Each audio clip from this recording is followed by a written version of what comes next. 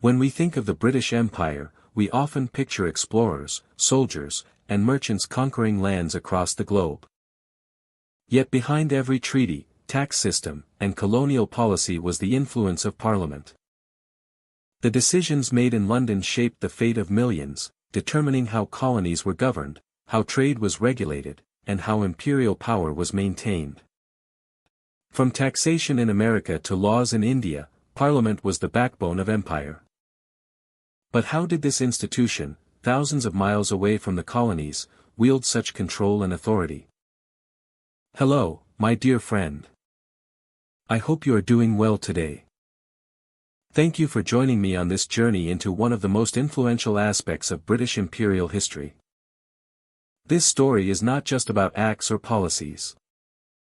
It is about how Parliament acted as the engine of governance for a global empire.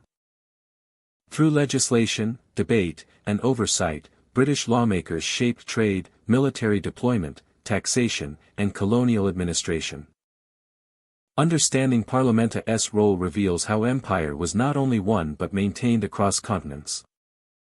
Before we begin, consider this question: did Parliament act for the benefit of colonies, or did it serve Britannia's interests first, shaping the empire to maximize power and profit?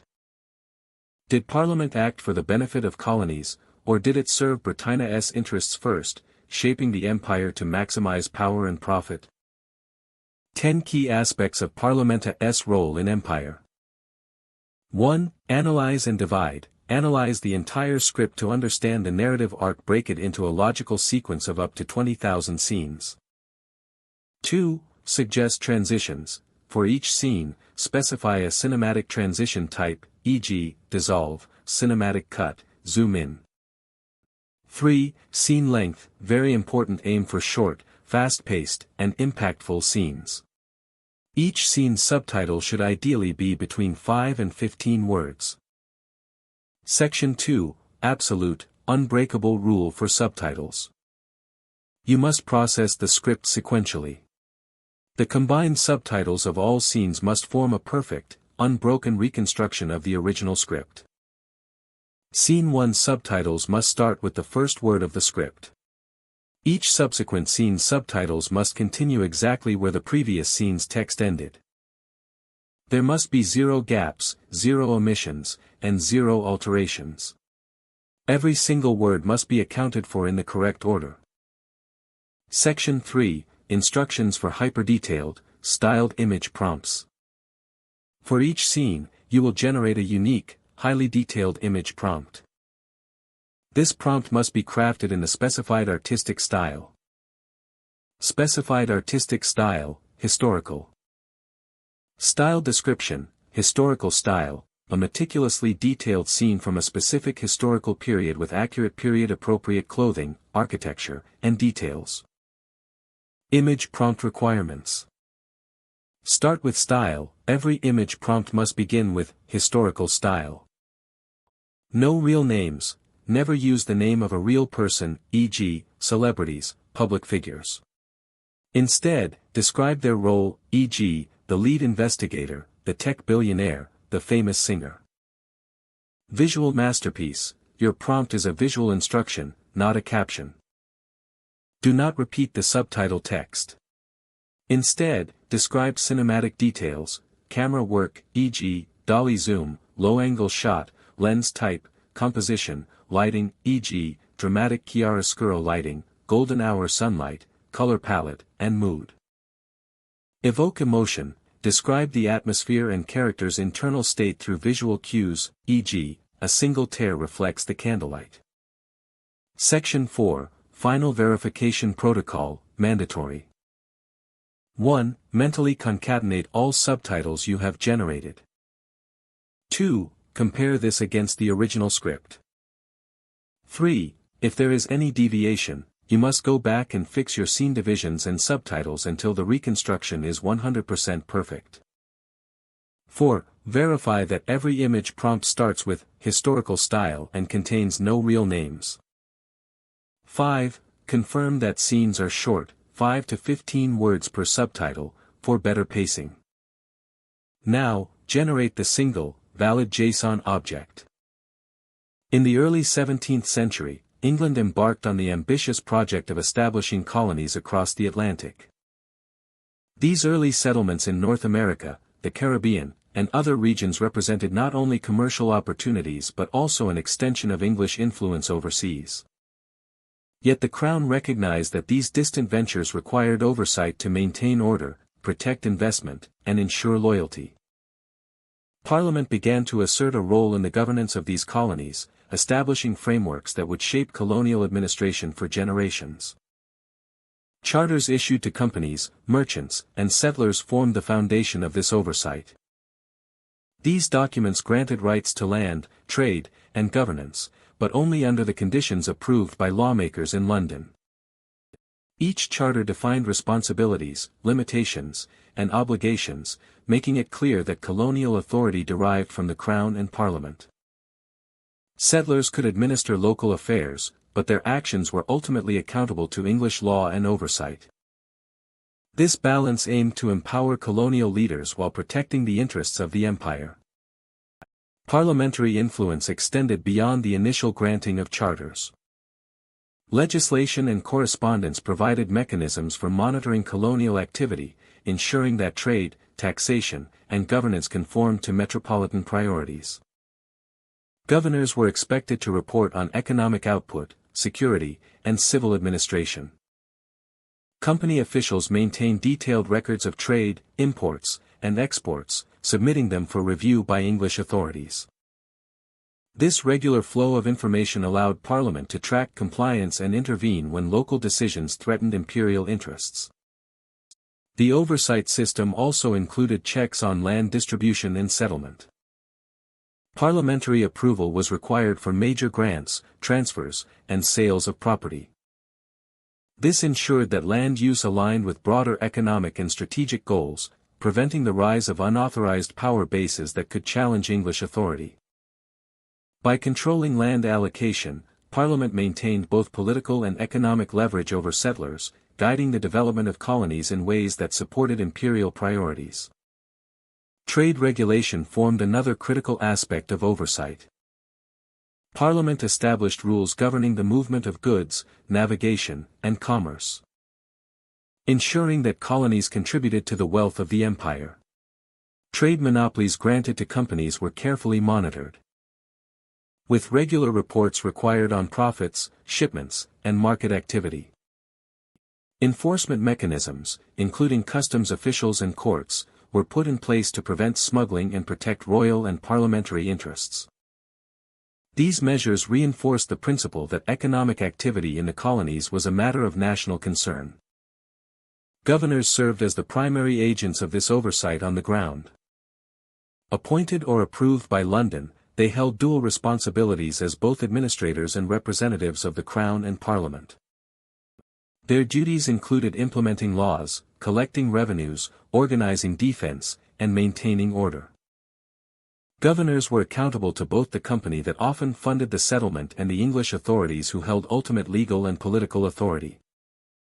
Letters and reports from governors provided detailed accounts of daily life, economic activity, and challenges faced in the colonies, ensuring continuous communication with London. Parliamentary oversight also influenced the administration of justice. Courts were established to adjudicate disputes, enforce contracts, and maintain civil order. Often modeled on English legal practices, judges and magistrates were appointed with approval from metropolitan authorities, reinforcing the connection between local governance and national oversight. Legal records were meticulously kept and transmitted to London for review, creating a system that linked colonial jurisprudence with the broader imperial framework. The principle of accountability was central to this system. Colonial officials, company directors, and settlers understood that decisions made abroad were subject to scrutiny. Non-compliance could result in reprimands, revocation of charters, or removal from office. This ensured that the exercise of authority remained aligned with the interests of the Crown and Parliament. Oversight was not intended to micromanage every action but to establish boundaries and standards that preserved the integrity and stability of England's overseas ventures. Communication was essential to effective oversight. Letters, reports, and dispatches traveled between colonies and London, often taking weeks or months, but forming the backbone of administrative control. Detailed logs documented trade volumes, population, infrastructure, and defense measures. These records enabled Parliament to make informed decisions about policy, investment, and strategic priorities.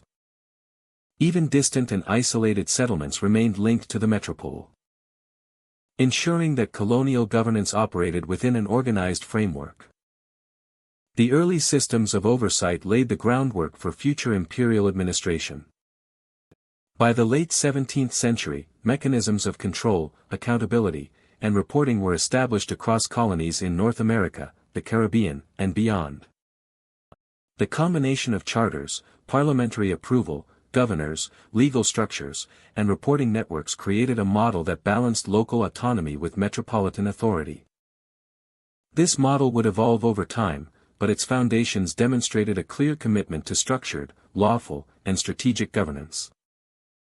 Ultimately, the early oversight of colonies in the 1600s established a precedent that reinforced the authority of Parliament and the Crown. Through charters, trade regulation, legal frameworks, and reporting systems, England ensured that its distant settlements operated within a coherent and accountable structure. Settlers and administrators were empowered to manage daily affairs, yet their actions remained tethered to metropolitan priorities. This early balance of local initiative and centralized control provided the blueprint for effective colonial governance and the expansion of English influence around the world. In the early 17th century, England embarked these early settlements in North America, the Caribbean, and other regions represented not only commercial opportunities but also an extension of English influence overseas. Yet the Crown recognized that these distant ventures required oversight to maintain order, protect investment, and ensure loyalty. Parliament began to assert a role in the governance of these colonies, establishing frameworks that would shape colonial administration for generations. Charters issued to companies, merchants, and settlers formed the foundation of this oversight. These documents granted rights to land, trade, and governance, but only under the conditions approved by lawmakers in London. Each charter defined responsibilities, limitations, and obligations, making it clear that colonial authority derived from the Crown and Parliament. Settlers could administer local affairs, but their actions were ultimately accountable to English law and oversight. This balance aimed to empower colonial leaders while protecting the interests of the empire.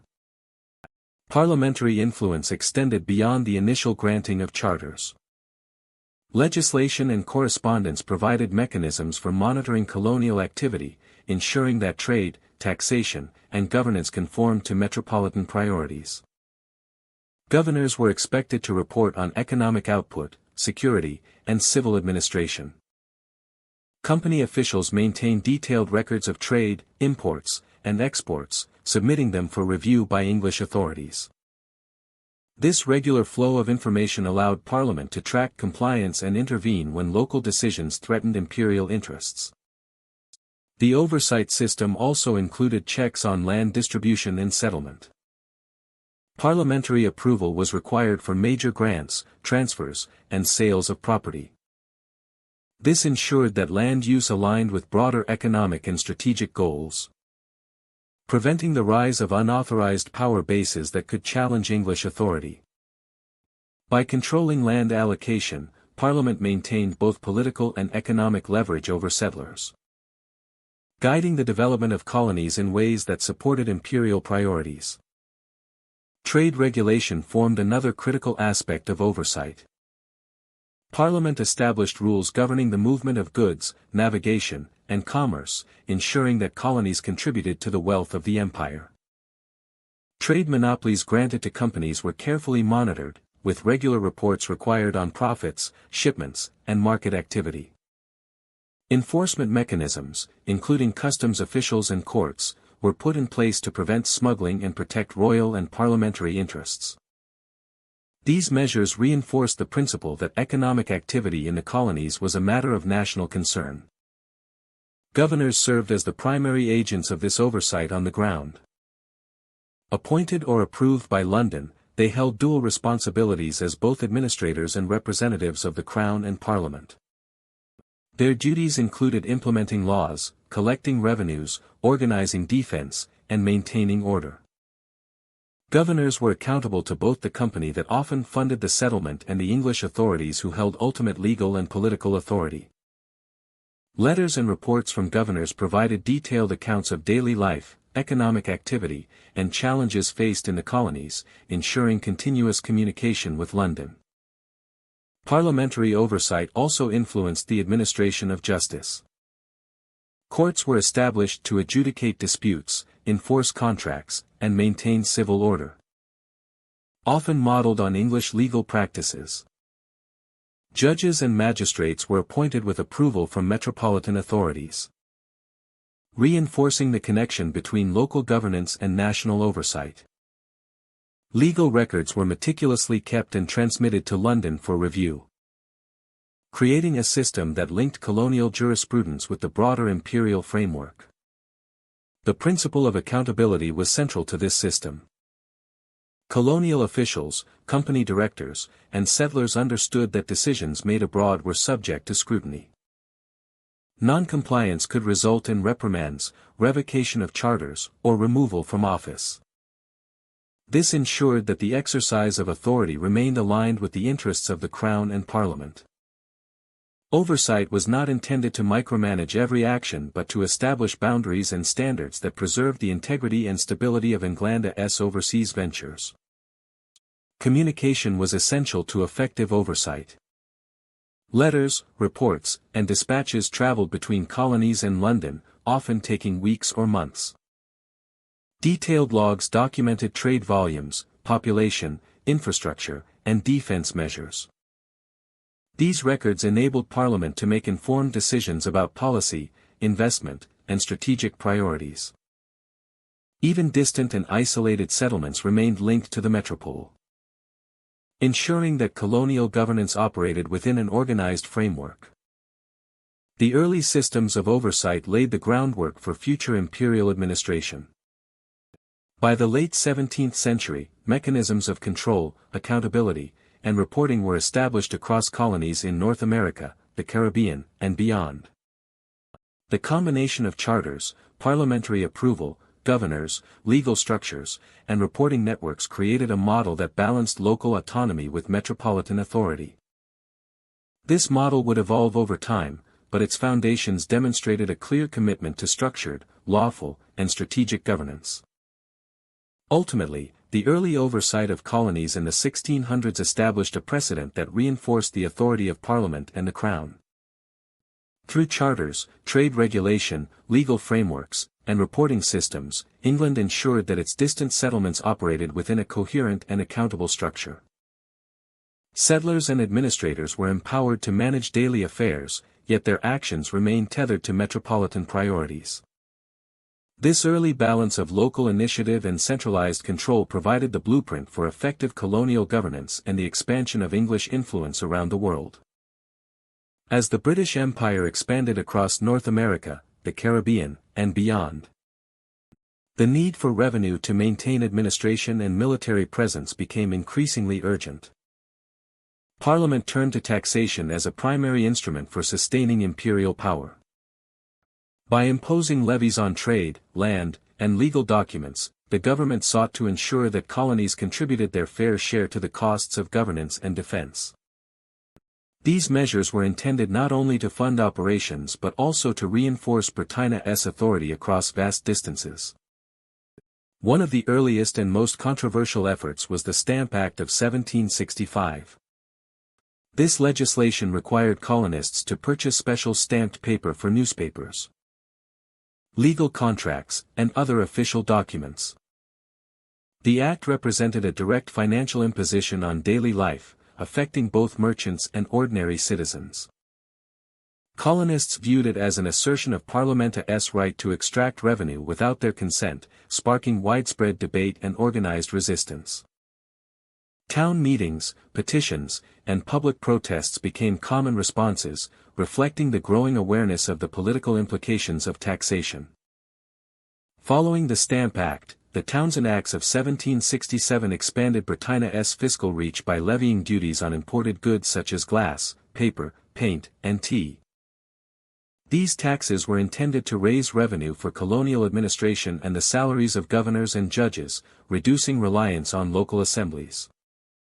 While the duties were relatively modest in economic terms, they carried profound political significance. Colonists interpreted them as an encroachment on local autonomy and a challenge to established rights, fueling resentment and the emergence of organized opposition movements. Taxation served as a tool of financial control and governance. By regulating the flow of money, Parliament reinforced hierarchical authority and underscored the dependency of colonies on imperial structures. Revenue collection involved complex networks of customs officials, local agents, and inspectors who ensured compliance and monitored trade. These bureaucratic mechanisms were essential to enforce laws, prevent smuggling, and maintain the perception of British oversight. The presence of inspectors and customs houses became highly visible symbols of imperial reach, reminding colonists of the power of distant authority. The imposition of taxes highlighted the tension between local and imperial interests. Colonists argued that they had the right to self-governance and to consent to measures that affected their livelihoods. They claimed that taxation without representation violated fundamental liberties, a principle that became central to emerging political discourse. In response, Britain emphasized the necessity of contributions to the Empire's defense and administration, framing taxation as a duty of subjects benefiting from imperial protection and infrastructure. This clash of perspectives would shape political developments for decades. Revenue from taxes supported the maintenance of forts, the deployment of troops, and the administration of justice across colonies. Military expenditures were particularly significant, as Britain sought to secure trade routes, defend settlements, and respond to conflicts with native populations and rival European powers. Funding through taxation allowed Parliament to project power efficiently, sustaining garrisons and naval forces that underpinned imperial dominance. Without these financial resources, Britain risked weakening its strategic position and the stability of its colonies. Taxation also influenced economic behavior. Merchants adapted to duties by adjusting prices, seeking alternatives, or attempting to evade payments through smuggling. The presence of inspectors and the threat of legal penalties shaped trade patterns and reinforced colonial dependence on British systems of regulation. Over time, fiscal policies intertwined with commerce, governance, and diplomacy, illustrating the interconnectedness of financial control with broader imperial strategy. Colonial resistance to taxation fostered the development of political organizations and communication networks. Committees of correspondence, public assemblies, and coordinated petitions allowed communities to share information and mobilize collective action. These networks provided colonists with channels to express grievances, challenge authority, and negotiate with representatives in Britain. Taxation became a catalyst for political engagement, turning economic measures into instruments of broader social and ideological significance. The period from 1700 to 1775 demonstrates how taxation functioned as both a practical and symbolic tool of empire. It financed administration, defense, and infrastructure, while asserting Parliament's right to govern distant territories. At the same time, it revealed the limits of authority, provoking resistance, debate, and the emergence of a distinct colonial identity. Financial measures were inseparable from political and social dynamics, shaping interactions between Britain and its colonies and laying the groundwork for future conflicts. Ultimately, taxation was not merely a fiscal instrument. It was a mechanism of control, communication, and contestation. Parliament relied on it to maintain the empire, while colonists interpreted it as a challenge to their rights and autonomy. Through duties, levies, and administrative oversight, Britain attempted to balance revenue generation with governance, demonstrating how fiscal policy could enforce authority and influence loyalty across vast territories. The interplay of taxation, resistance, and administration during this period offers insight into the complex relationship between imperial power and colonial societies. By 1775, the tension over taxation had intensified, illustrating the broader stakes of empire. Revenue collection was inseparable from questions of representation and the legitimacy of British rule.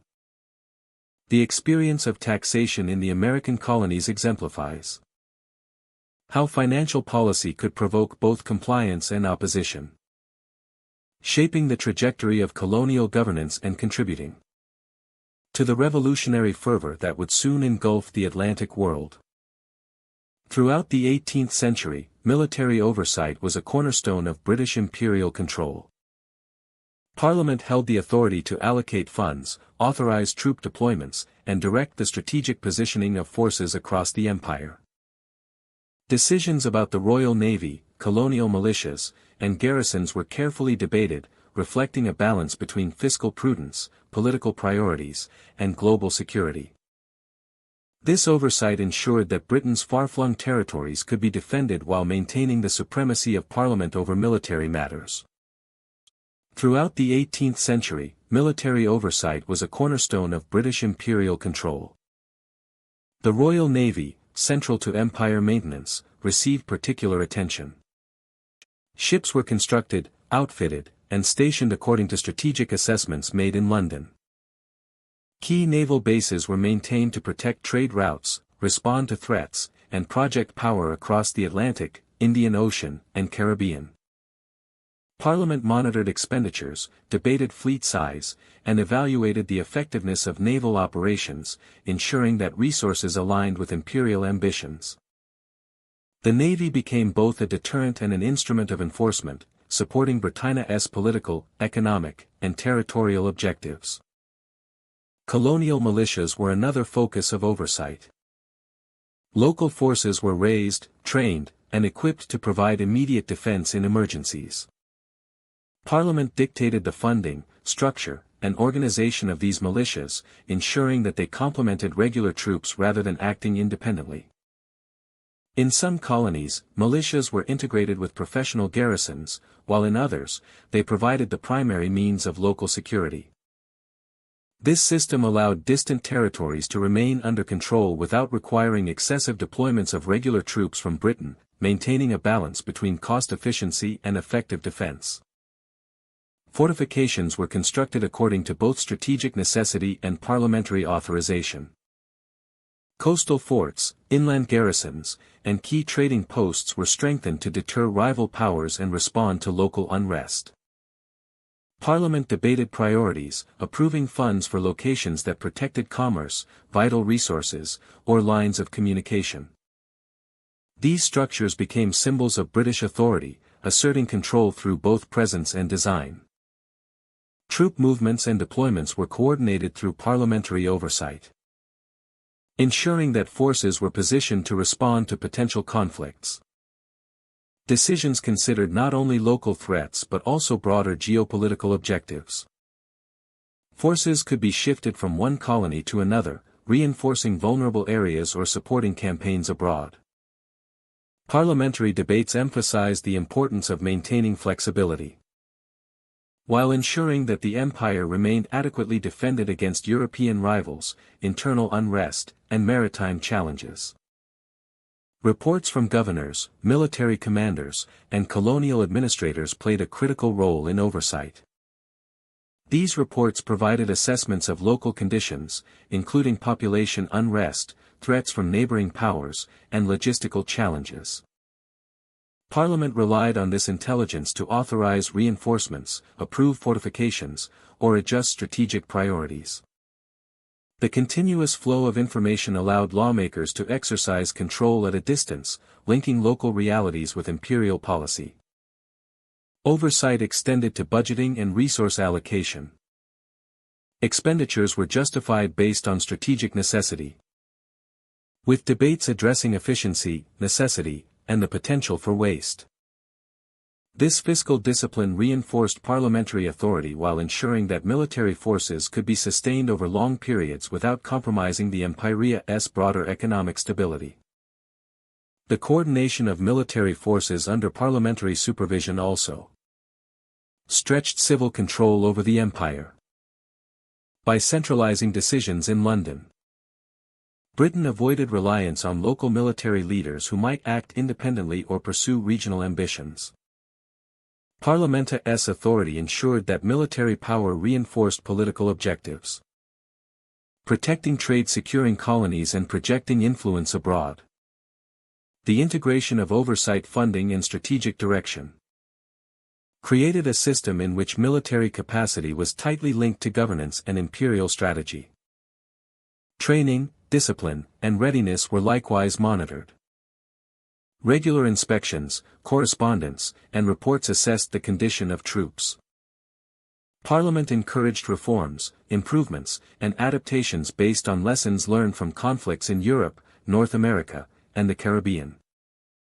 This attention to detail ensured that forces remained capable, disciplined, and able to fulfill the requirements of empire while avoiding unnecessary risk. Parliamentary oversight extended beyond immediate defense needs to long-term strategic planning. Lawmakers considered emerging threats, potential conflicts with rival powers, and the security of trade routes. Decisions on shipbuilding programs, troop recruitment, and fortification improvements reflected a forward-looking perspective, anticipating challenges that might arise decades in the future. Military planning was therefore both reactive and proactive, balancing current security with anticipated needs. In practice, this oversight allowed Britain to maintain a global network of military strength. Garrisons, naval bases, and militias were distributed to protect commerce, enforce treaties, and suppress uprisings. Centralized control from Parliament ensured consistency, accountability, and coordination across vast distances. This system exemplified the integration of political authority and military capability, demonstrating how legislative oversight reinforced the reach and sustainability of empire.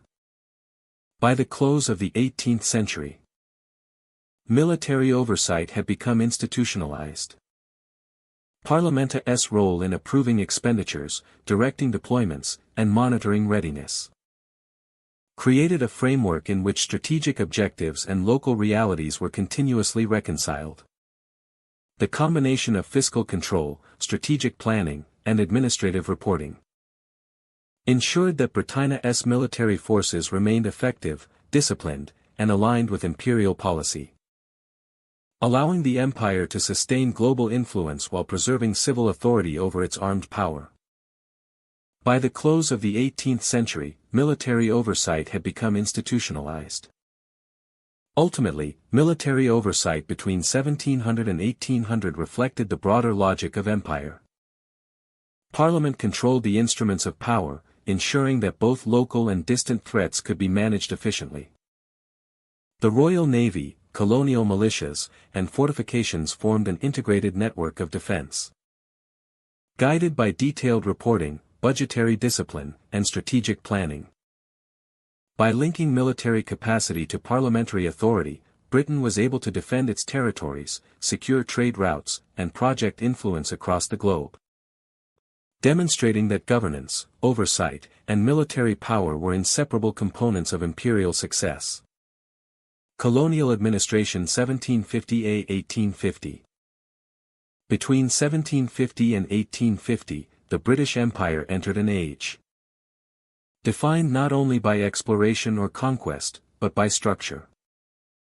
Administration became the framework through which authority extended across continents. Decisions made in parliamentary chambers in London shaped daily life in distant territories.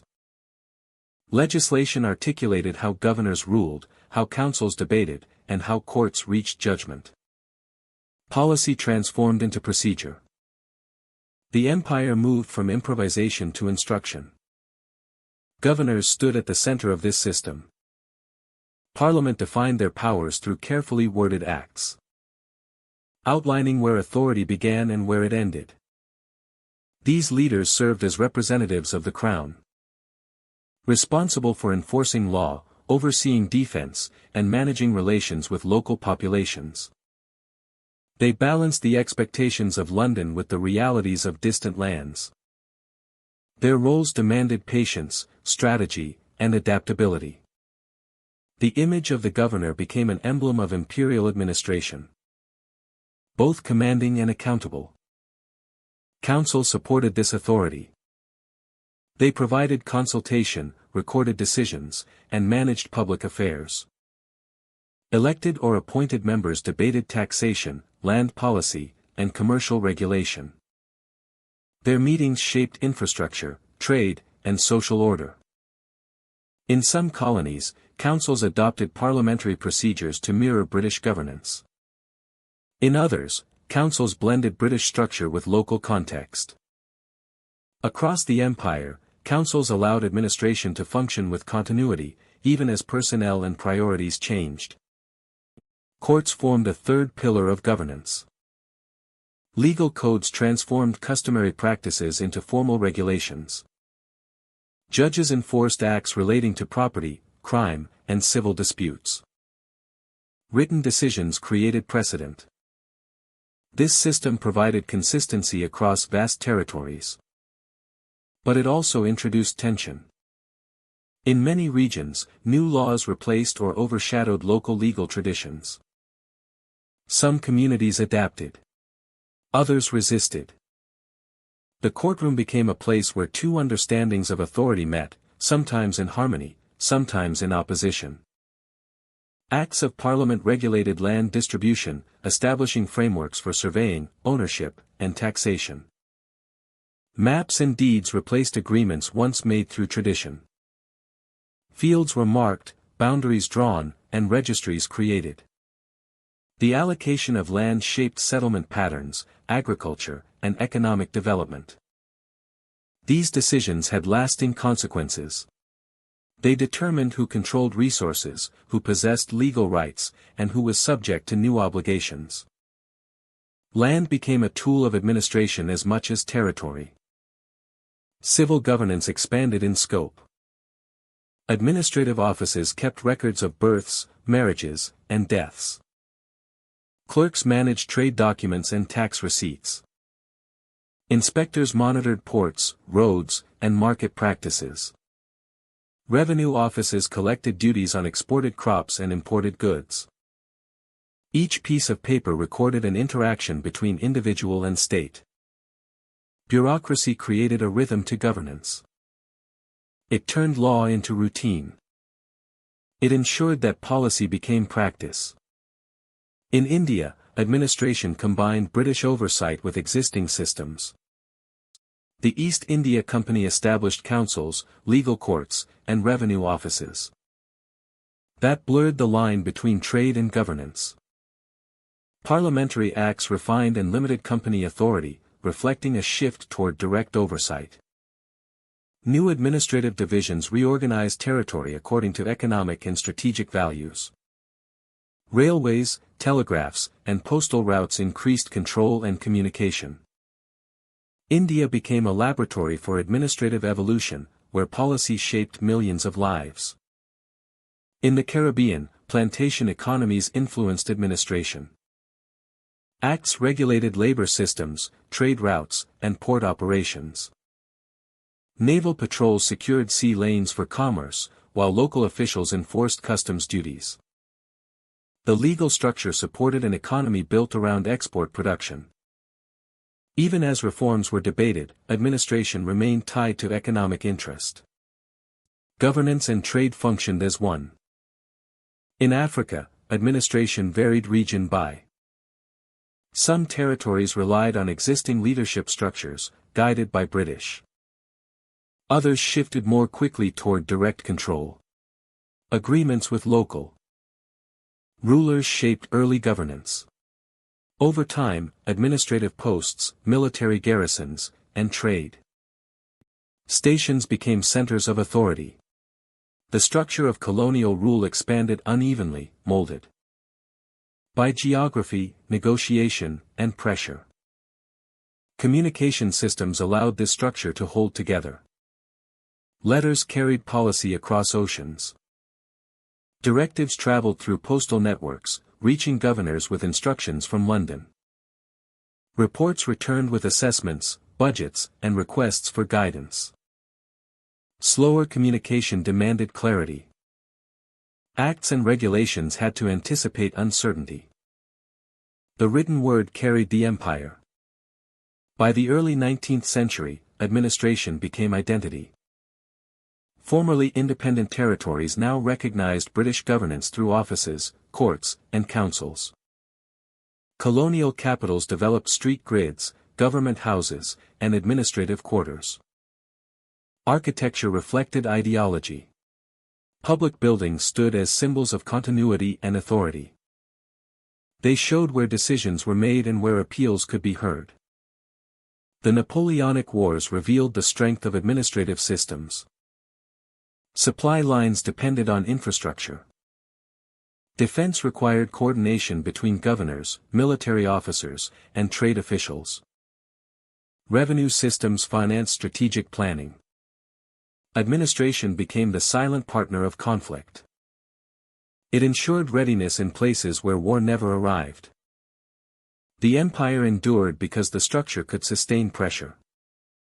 Yet administration was not without strain.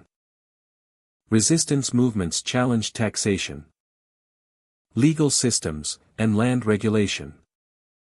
Critics questioned policies that did not account for local needs.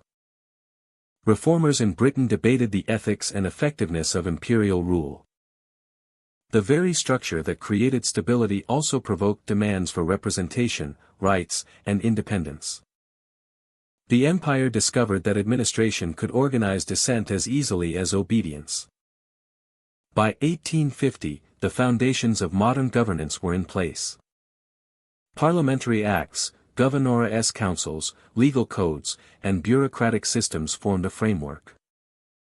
Railways became national networks. Courts evolved into independent judiciaries. Councils became parliaments. The structure survived because it offered utility, even when its original purpose passed. Colonial administration from 1750 to 1850 reflects the evolution of authority. It reveals how governance can expand across oceans without losing coherence. It shows that empires rely not only on armies or fleets, but on offices, documents, and decisions that guide daily life. It teaches that power can operate through routine.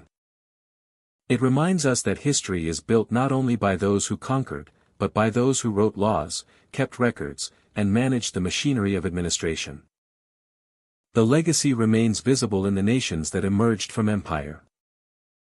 Institutions echo decisions made in distant decades. Policies rooted in parliamentary acts continue to influence legal and political debates. The past speaks through modern government.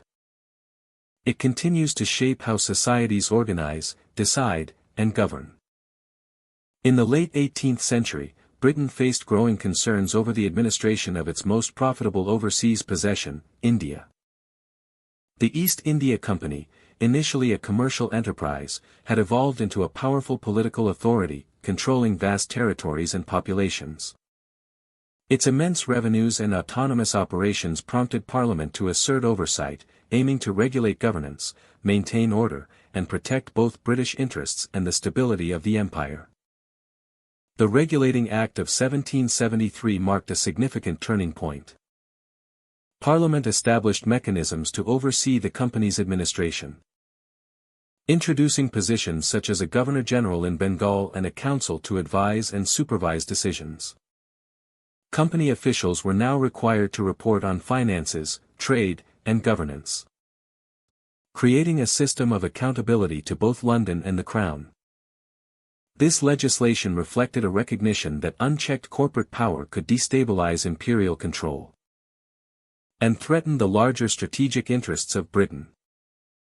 Subsequent laws expanded parliamentary authority, clarifying responsibilities and imposing financial scrutiny.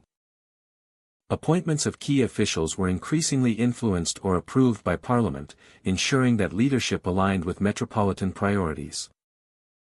Reports on revenues, expenditures, and trade activities were submitted regularly, allowing lawmakers to monitor the complex operations of the company across vast distances. These measures transformed the East India Company from a largely independent trading entity into an organization subject to legislative oversight.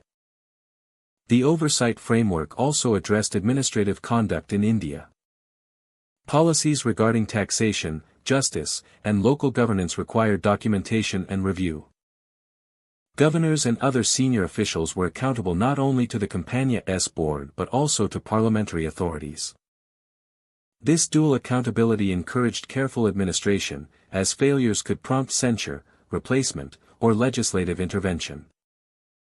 Parliament's involvement reinforced the principle that imperial power ultimately rested with the state, not private enterprise. Throughout the early 19th century, these oversight mechanisms evolved in response to crises and corruption. Scandals involving misuse of funds or abuse of authority underscored the need for tighter control. Parliament responded with reforms that increased transparency, strengthened financial auditing, and enhanced the regulatory role of London. Company operations, once shrouded in autonomy, were now subject to systematic review, reflecting the growing centralization of imperial governance. The Indian Rebellion of 1857 highlighted the limits of corporate rule and accelerated parliamentary intervention. The widespread unrest, fueled by social, political, and economic grievances, exposed vulnerabilities in administration and control. In its aftermath, Parliament enacted the Government of India Act of 1858, transferring authority from the East India Company to the Crown. India became a formal possession of the British Empire, directly governed by ministers and officials accountable to Parliament. This transition demonstrated the ultimate authority of the legislature over imperial affairs, formalizing control that had gradually developed over decades. Communication played a central role in parliamentary oversight. Reports, correspondence, and financial records flowed between India and London, often taking months to arrive. Despite the delays, this system created a chain of accountability that tied distant territories to metropolitan governance. Parliamentary committees reviewed these reports, debated policy, and recommended administrative actions, ensuring that decisions in India were informed by both local circumstances and imperial strategy. Financial control was a particular focus. Revenues from trade, land, and taxation formed the backbone of British economic interests in India. Parliament demanded transparency in accounting and expenditure, monitoring how funds were collected and allocated. Budgets, audits, and financial reports became essential tools for ensuring the East India Company operated within the framework defined by the state, limiting the potential for misuse of resources and reinforcing the legitimacy of imperial administration. Parliamentary oversight also influenced policy and legislation within India. Laws regulating commerce, land tenure, and civil administration were subject to approval or review in London. Governors implemented measures consistent with legislative expectations, balancing local conditions with the demands of metropolitan authority. This system created a precedent for the integration of colonial administration with central governance, emphasizing that imperial rule was subject to legal and political structures in Britain. The evolution of oversight reinforced the intertwining of commerce, administration, and state authority. The East India Company's initial commercial mission gradually became inseparable from the responsibilities of governance, military oversight, and political control. Parliament's role ensured that economic and territorial ambitions served national interests and that authority remained centralized, even across thousands of miles. By 1858, the culmination of decades of legislative and administrative development was clear. India, once under the nominal rule of a private company, became directly governed by the British Crown. Parliament exercised final authority over appointments, policies, and finances, demonstrating that imperial power resided with the state rather than commercial actors. This transformation reflected the careful, incremental approach Britain had employed, establishing structures of accountability, transparency, and centralized control that would shape imperial governance for the remainder of the 19th century. In conclusion, the period from 1773 to 1858 illustrates the gradual but decisive assertion of parliamentary authority over the East India Company. Through legislation, financial oversight, administrative scrutiny, and ultimately the transfer of power to the Crown, Britain demonstrated its capacity to regulate, guide, and control colonial governance. The systems established ensured that even distant territories were integrated into the imperial framework, reinforcing the principle that ultimate authority lay with Parliament, and shaping the governance of one of the empire's most valuable possessions. From the early 18th century through the 19th century, Britain relied on diplomacy to secure and maintain its expanding empire. Treaties, alliances, and protectorates became central instruments of foreign policy, allowing the British government to exert influence without committing to costly conquest. Parliamentary sanction ensured that these agreements carried the weight of law and aligned with national objectives, linking colonial expansion directly to legislative oversight. Diplomacy was not merely the responsibility of the Crown or its ministers. It was embedded in the structures of governance, requiring coordination between policymakers, envoys, and local authorities across vast territories.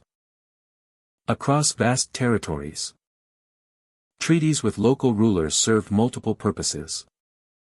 In India, agreements with princes and regional leaders allowed Britain to maintain influence without direct administration over all territories.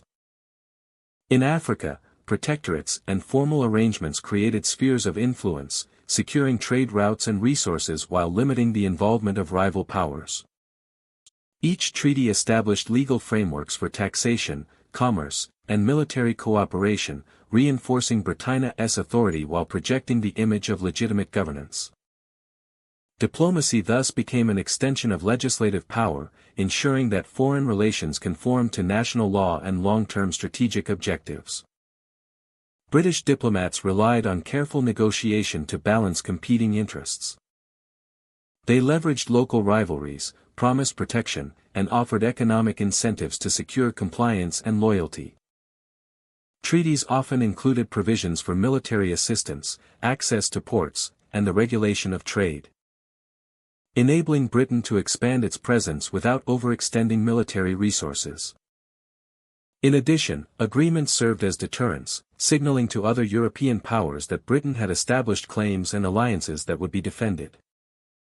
Diplomacy combined persuasion, legal authority, and strategic foresight, making it a powerful tool of empire. Parliamentary involvement was central to ensuring accountability and consistency in British foreign policy. Treaties required approval or ratification, linking the legislature to decisions affecting distant territories. This system ensured that diplomatic initiatives aligned with broader imperial priorities and were subject to oversight rather than unilateral decision-making. The legal framework provided by Parliament reinforced the legitimacy of treaties and allowed Britain to present its expansion as both lawful and moral. Diplomacy, law, and governance were thus interwoven, shaping the course of imperial expansion across continents. The effects of these diplomatic strategies were far-reaching. By negotiating agreements rather than relying solely on military conquest, Britain. Trade routes, strategic ports, and valuable resources were secured through legal and diplomatic mechanisms, creating networks that supported economic growth and colonial administration. Local rulers became intermediaries, enforcing policies on Britannia's behalf, and facilitating the management of diverse populations. In this way, diplomacy functioned as both a protective measure and a mechanism for indirect control, extending Britannia's reach without constant physical presence. British officials developed expertise in negotiating across cultures, languages, and political systems. Envoys had to understand local customs, hierarchies, and priorities to craft agreements that would be respected and enforced. They combined intelligence gathering, legal drafting, and ceremonial practice to create treaties that were binding in both European and local contexts. These skills allowed Britain to navigate complex geopolitical landscapes, securing influence in regions as diverse as India, West Africa, and the Pacific. Diplomacy became a professional practice, supported by parliamentary law and informed by strategic imperatives. Over time, treaties and protectorates evolved to meet new challenges. Shifts in global power, economic changes, and local resistance required continual adjustment and negotiation. Britain's ability to adapt diplomatic agreements reflected a broader approach to empire, one that relied on flexibility, legality, and strategic foresight. Treaties were living documents, periodically revised or reinforced through negotiation, ensuring that Britain could maintain authority even in the face of shifting circumstances. This adaptability reinforced the perception of British power as both legitimate and enduring. The legislative dimension of diplomacy also enabled Britain to coordinate military and economic policy with foreign relations. By integrating parliamentary approval into treaty-making, Britain could align troop deployments, trade regulations, and administrative authority with diplomatic commitments. This coordination strengthened the capacity of the empire to respond quickly to threats, enforce agreements, and exploit economic opportunities. Diplomacy was therefore inseparable from governance, shaping not only international relations but also internal policy and imperial organization. In conclusion, from 1700 to 1900, Britannia's use of treaties. Treaties, alliances, and protectorates exemplified the intersection of law, diplomacy, and imperial strategy. Parliamentary sanction lent legitimacy and ensured alignment with national interests, while skilled negotiation secured influence over local rulers and rival powers. Treaties functioned as tools of indirect control, extending Britannia's reach without the constant need for military occupation. By combining legal authority, strategic foresight, and cultural understanding, Britain established a diplomatic framework that supported economic growth, military security, and administrative efficiency across its global empire. Through these mechanisms, diplomacy became a cornerstone of imperial power, demonstrating that governance, law, and negotiation were as vital as force in shaping the world. Throughout the 19th century, Britain recognized that imperial strength depended as much on economic infrastructure as on military power. Parliament enacted policies to ensure that colonies could generate wealth, support trade, and integrate effectively into the global network of the empire. Railways were constructed to connect ports to inland resources, facilitating the movement of raw materials, agricultural produce, and manufactured goods. These lines allowed Britain to extract wealth efficiently while linking distant territories to markets in London and beyond. Ports became focal points of economic activity. Investments in docks, warehouses, and navigational aids enabled the rapid loading and unloading of ships. Steamships and sailing vessels relied on these well-maintained harbors to sustain trade routes that spanned oceans. By improving port infrastructure, Britain could control shipping schedules, enforce customs regulations, and ensure the timely flow of goods to and from colonial markets. The efficiency of these facilities directly supported imperial revenue and strengthened economic oversight. Telegraph lines were another critical development. Communication across colonies had previously been slow, limiting administrative control and trade coordination. By laying telegraph cables, both over land and undersea, Britain reduced delays in decision-making, facilitated the transmission of market information, and allowed rapid coordination between colonial governors, trading agents, and naval commanders.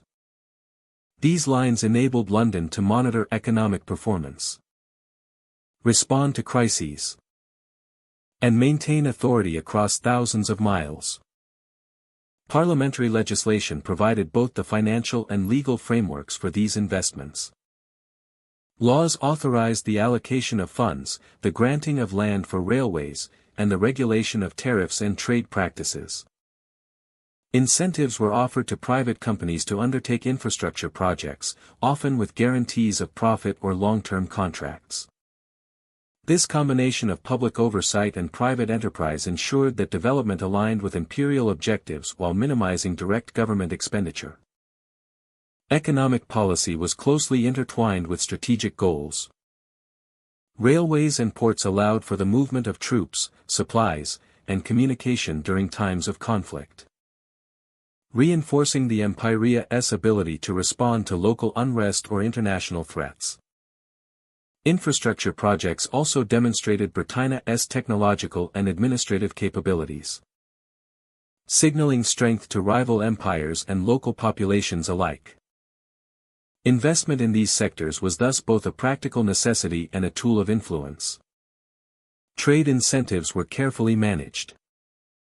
Tariffs, preferential contracts, and monopolies ensured that colonial economies remained oriented toward British interests. Raw materials such as cotton, tea, sugar, and minerals were extracted efficiently, while colonies served as captive markets for manufactured goods from Britain. By controlling trade policy and infrastructure simultaneously, Parliament shaped economic patterns that reinforced dependence on the metropole, ensuring that wealth flowed toward London rather than local elites. Colonial administrators oversaw the implementation of these policies. Governors, engineers, and customs officials coordinated projects, monitored construction. Their reports provided feedback to London, allowing Parliament to adjust policies and investments as needed. This bureaucratic network ensured consistency and efficiency, translating legislative intentions into practical outcomes across continents and oceans. Infrastructure projects also had social and economic impacts within colonies. Railways and ports facilitated migration, enabled urban growth, and altered patterns of production. Local labor was often mobilized to construct these projects, creating employment but also reflecting the hierarchies and inequalities inherent in colonial systems. Education, training, and technical knowledge were transmitted to support operations, creating new classes of skilled workers who served imperial needs while remaining under British oversight. Economic policy extended beyond transport and communication. Legislation regulated banking, credit, and insurance, providing financial stability to support trade. Standardized measures, accounting practices, and legal frameworks reduced uncertainty and facilitated commerce across vast distances. By harmonizing economic rules, Britain ensured that its empire functioned as an integrated system, where resources, capital, and goods could flow smoothly under imperial control. By 1900, the combination of legislation, infrastructure, and economic policy had railways, ports, and telegraphs enabled extraction and movement of resources, while trade incentives and regulations ensured profitability and control. Parliament's guidance, combined with colonial administration, created a network that linked distant territories to the economic heart of Britain. These efforts solidified the empire's capacity to project influence, extract wealth, and maintain authority, demonstrating how strategic economic planning underpinned Britannia's global dominance. Through this integration of infrastructure and policy, Britain was able to manage complexity and scale across continents. The empire's economic foundations were strengthened not only by natural resources and trade but by deliberate planning, investment, and oversight. Parliament's role in shaping legislation, directing funds, and incentivizing development ensured that colonies contributed effectively to imperial power. The result was a global system in which wealth, resources, and information flowed along controlled channels, reinforcing Britannia's position as the world's leading economic and political power at the dawn of the 20th century.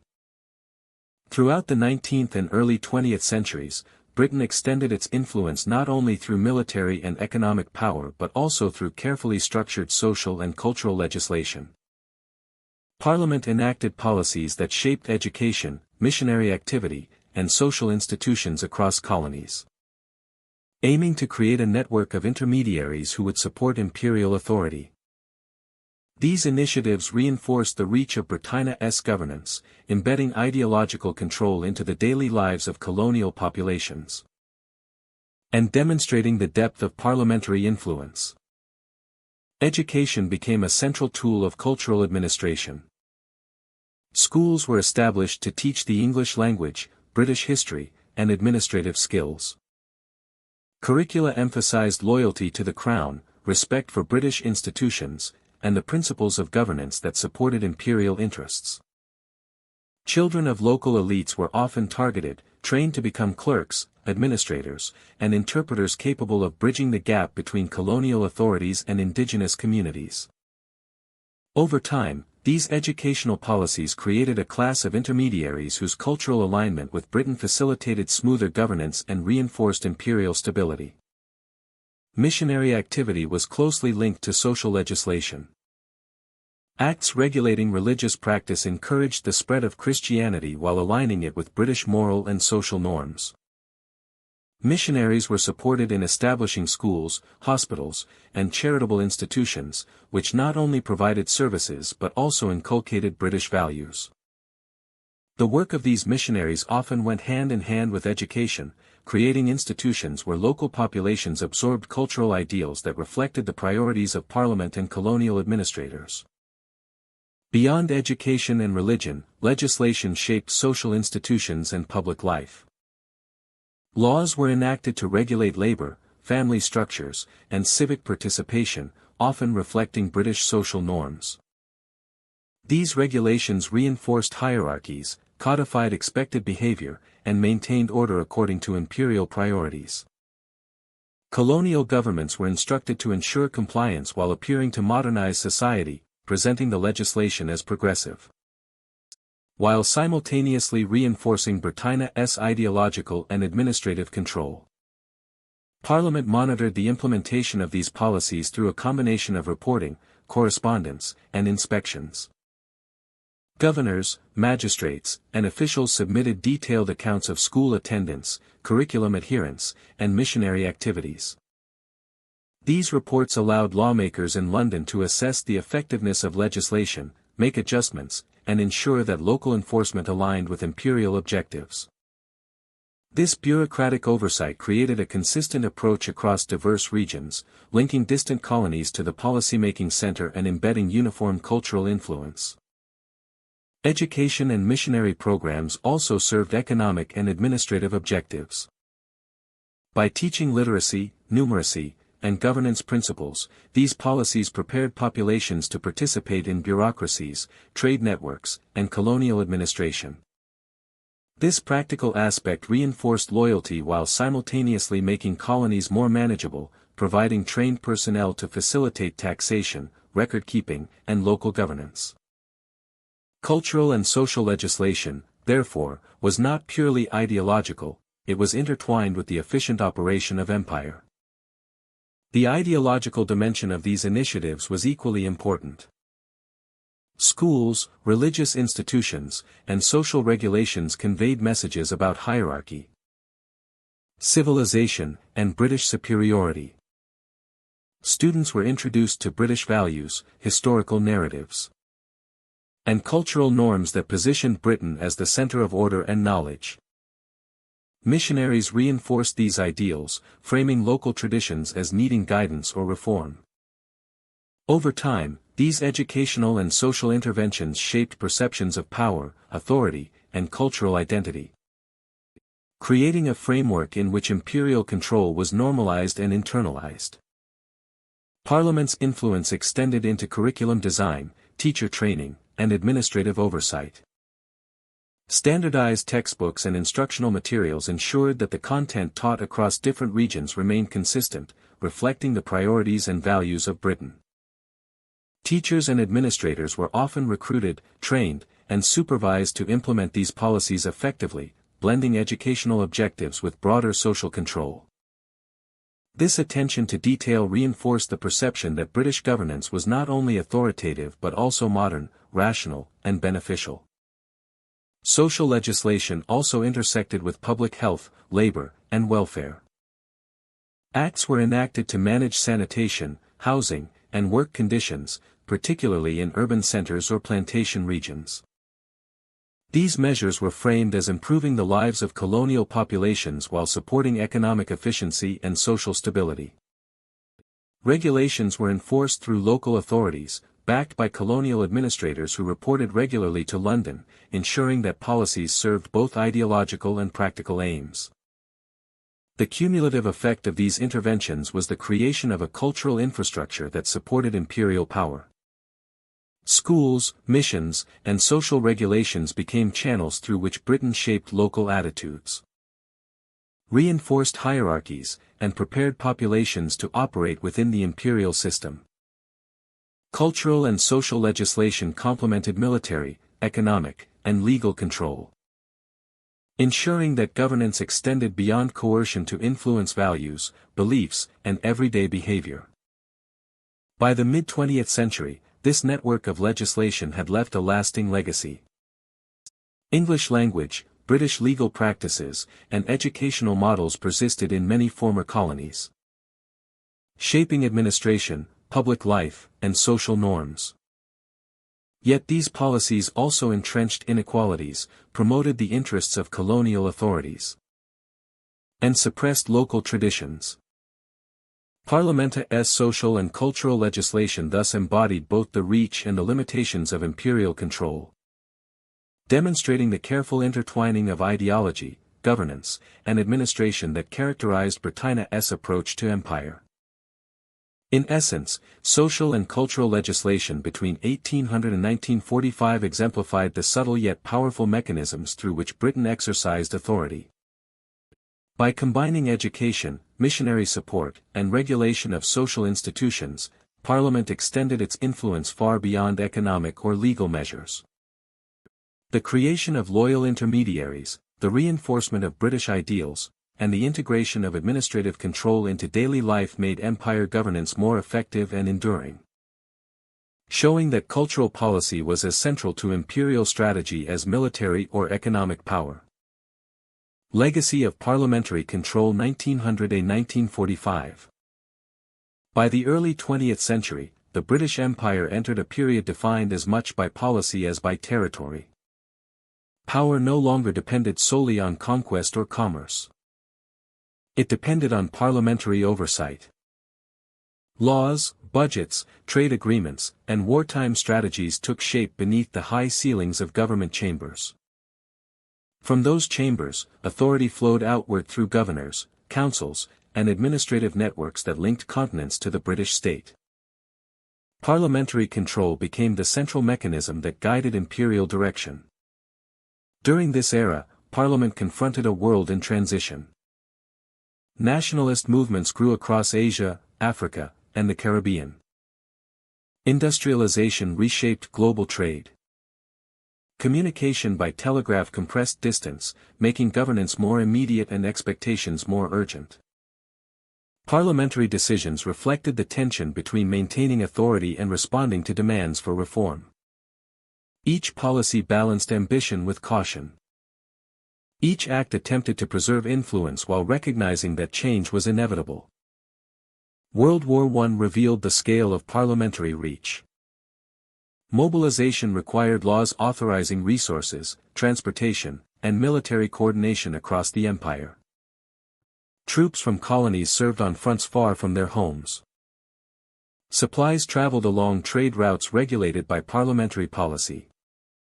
The war did more than test military strength. It tested the administrative and legislative systems that held the empire together. In the aftermath, calls for self-governance grew louder. Soldiers returned with new expectations. Communities questioned the authority they had once accepted. Between the wars, Parliament turned toward reform. It introduced councils, limited forms of representation, and administrative restructuring in several colonies. These steps did not grant full independence, but they established frameworks that later governments would inherit. Legal systems were revised. Taxation policies were adjusted. Education initiatives expanded to train civil servants. Slow, incremental change replaced earlier confidence in permanent control. The empire began to evolve from within its own systems. Trade remained central to parliamentary oversight. Decisions regarding tariffs, shipping routes, and commercial treaties shaped global markets. Even as new powers emerged, parliamentary regulation continued to influence how goods moved, how profits were shared, and how currency flowed. This system connected the empire not only through governance, but through economic expectation.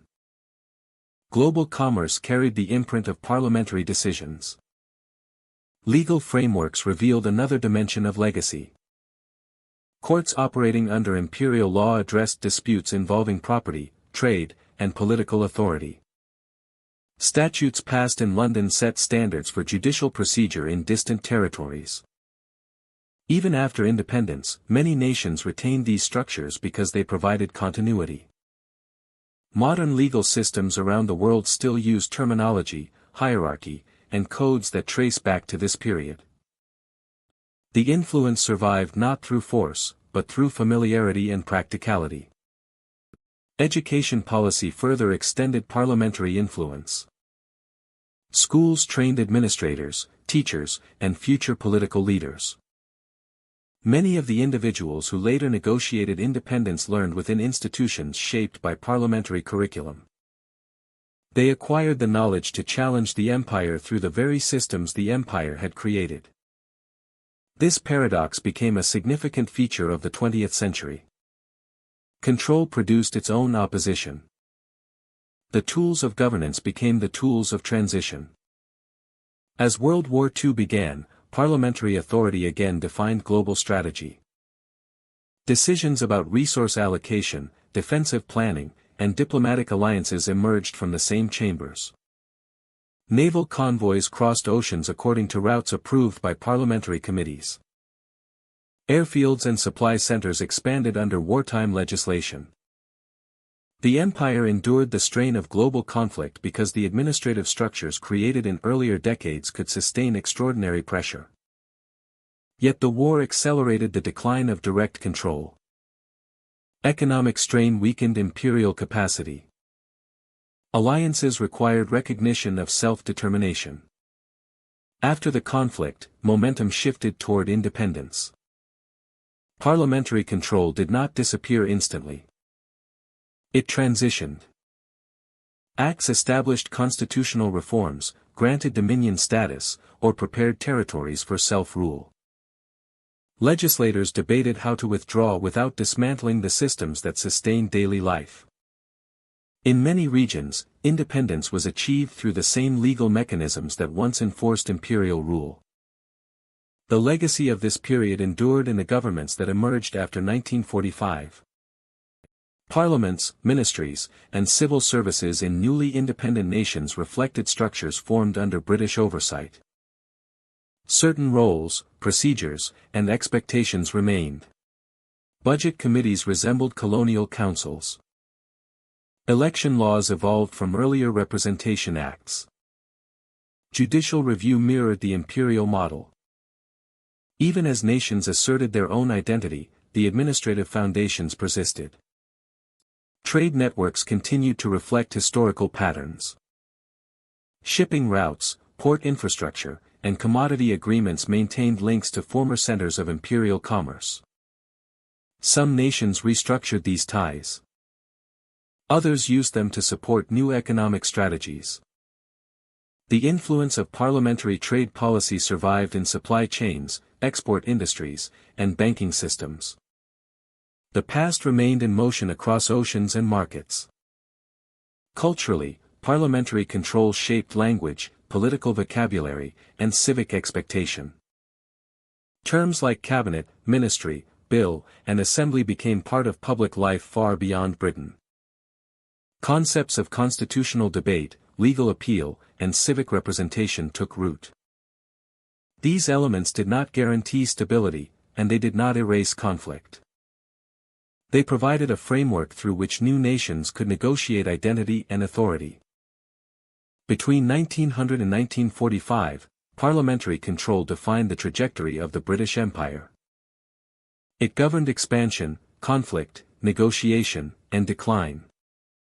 It produced systems that endured beyond the authority that created them. Its legacy is not uniform. It is complex, layered, and often contradictory. It represents both structure and limitation. Both continuity and change. Its legacy is not uniform. It is complex, layered, and often contradictory. Today, its influence remains visible in government buildings, legal codes, electoral systems, and trade institutions around the world. Parliamentary decisions set the stage for the modern era, not because they controlled every outcome, but because they shaped the systems through which outcomes were decided. The empire is gone, but the marks left by its institutions continue to guide nations that built new futures on inherited frameworks. The story of Parliament in the British Empire reveals that empire was as much about law, debate, and administration as it was about conquest. Through legislation, taxation, military oversight, and policy, Parliament shaped the lives of millions and ensured that Britain maintained global influence for centuries. Thank you for joining me on this journey through history. May understanding the legislative backbone of empire help us see the complexities of power, governance, and control. Until next time, my friend, stay curious and continue exploring the stories that define nations.